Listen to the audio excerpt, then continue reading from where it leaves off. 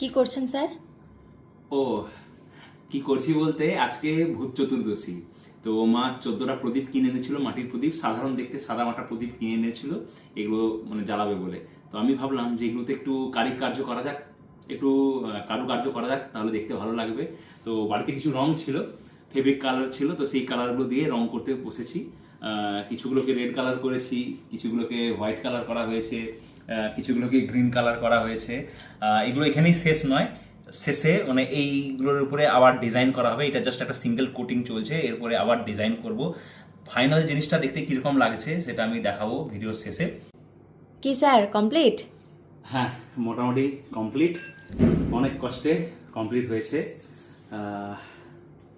ডিজাইনগুলো একটু দেখো তোমরা কেমন লাগছে, অবশ্যই কমেন্ট সেকশানে জানাবে।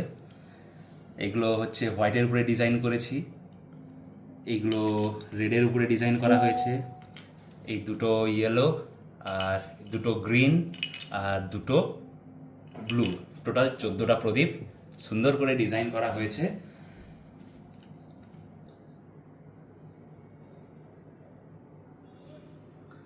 তো ডিজাইন মোটামুটি কমপ্লিট, এবার তেল ঢেলে প্রদীপ জ্বালার পালা খালি। ডিজাইনগুলো কেমন হয়েছে অবশ্যই কমেন্ট সেকশনে জানাবে। আর তোমরা এই ভূত চতুর্দশী বা এই 14টা প্রদীপ জ্বালানোর ব্যাপারটা কিভাবে সেলিব্রেট করছো সেটাও কমেন্ট সেকশনে জানাবে।